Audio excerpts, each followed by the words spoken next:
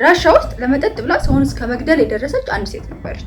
እናንቺ ሴት ባላግብታ ትኖር ነበረ። ባላግብታ መጠጥ መጠጣቷን አላቆመችም። ኮንቲኒየስሊ ነበር መጠጥ የምትጠጣው። ከዛ ባሏ አንድ ቀን በደንብ ነገሮችን ሲገነዘብ እቺ ሴትዮ ሁሌ መጠጥ ትጠጣለች እና ደግሞ ያላቸውን ገንዘብ በሙሉ እያባከነች ነው። ስለዚህ እቺ ሴትዮ ምንም አትሰራልኝም አልፈልጋትም ብሎ ይተዋታል ማለት ነው።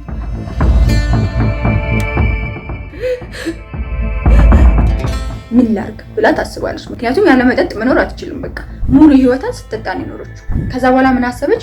ለምን አሮጊትና ሽማግሌ ሰዎች እየፈለኩኝ እነሱን ማግዝ መስዬ የእነሱን ንብረት ዘርፌ ያላቸውን ነገር ወስጄ ለምን አልጠጣበትም የሚል ሀሳብ ላይ ደረሰች።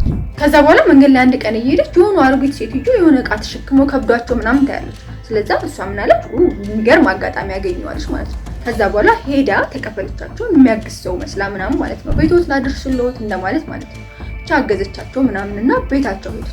ቁጭ በይ ልጅ ያገሽኝ ሻይ ላፍላልሽ ምናምን ብለው ወደ ኪችን ሲሄዱ እሷ ከኋላቸው መጣ ባንግ መታቻቸው። ሴትዮዋ ይሞታሉ። ከዛ በኋላ ቤት ውስጥ ያለውን ነገር መበርበር ጀመረች ማለት ነው፣ ብር ፍለጋ። ከዛ የተወሰነ ሩብል አገኘች፣ ወደ $20 አካባቢ የሚጠጋ ማለት ነው።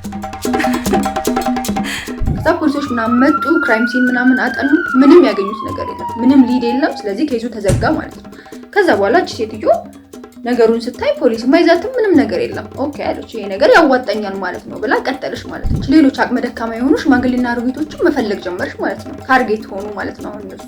ምክንያቱም አቅመ ደካማ ናቸው፣ ኢዝሊ ትረስት ያደርጋሉ ሰውን፣ በዛ ላይ ደግሞ ካሽ ይኖራቸዋል። ከዛ ምን ማድረግ ጀመረች? እንደ ሶሻል ወርከር ሆና መቅረብ ጀመረች ማለት ነው። ቀርባ ልክ በቃ ለነሱ የሚራራ አይነት ኢንፎርሜሽን የሚጠይቅ ምናምን መስላይ ከቢሮ የተላከች ምናምን እየመሰለች ብቻ እነሱን መቅረብ ጀመረች ለማጥመድ ማለት ነው። ከዛ እነዚህ አቅመ ደካማ አሮጊቶች እሷን አምነው ቤታቸው ሲያስገቧት እሷ ምን ታደርጋለች? ባገኘችው ዕቃ ቤት ውስጥ ባገኘችው ዕቃ ትመታቸዋለች ማለት ነው፣ ትገላቸዋለች። ከዛ በኋላ በቃ ቤቱን እንደዛው አስሳ ፈልጋ ያገኘችውን ካሽ ይዛ ብቻ ወጣ መጠጣት ነው የሷ ስራ።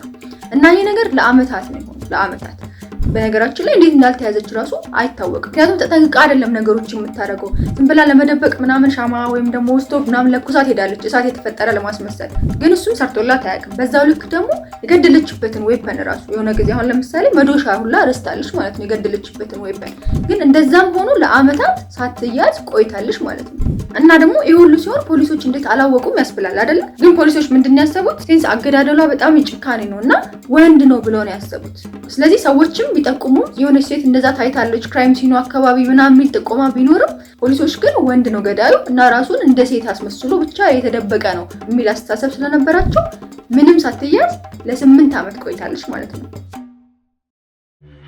እንደለመደችው አንድ ሴት አገኘች፣ ቤታቸው አንኳኳችና ልክ ሲከፍቱላት መታጨችው ማለት ነው። ከዛ ግን ሴትዮዋ ጠንካራ ነበሩ፣ ተደባደቧት ማለት ነው።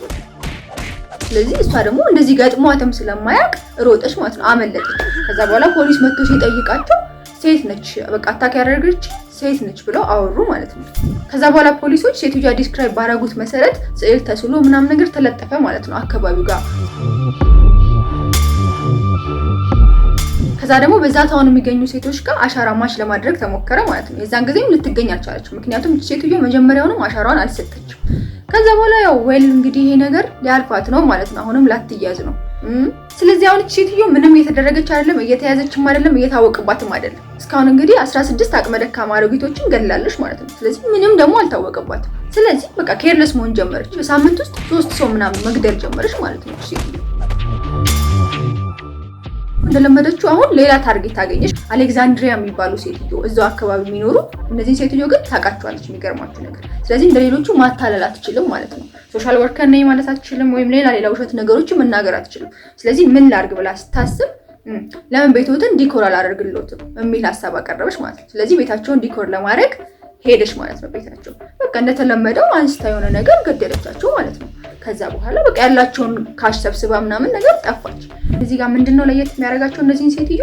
እሷ ከመምጣቷ በፊት ከጓደኛቸው ጋር ቀን ላይ ሻይ እየጠጡ አውርተው ነበረ እና አሪና የምትባል ልጅ ትመጣለች፣ እዛው አካባቢ ስለሆነች ደግሞ ያውቋታል።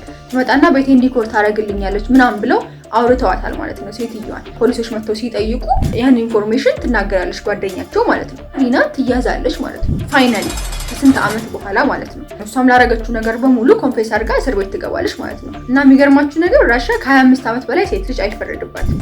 ስለዚህ ለ20 ዓመት ተፈረደባት ማለት ነው።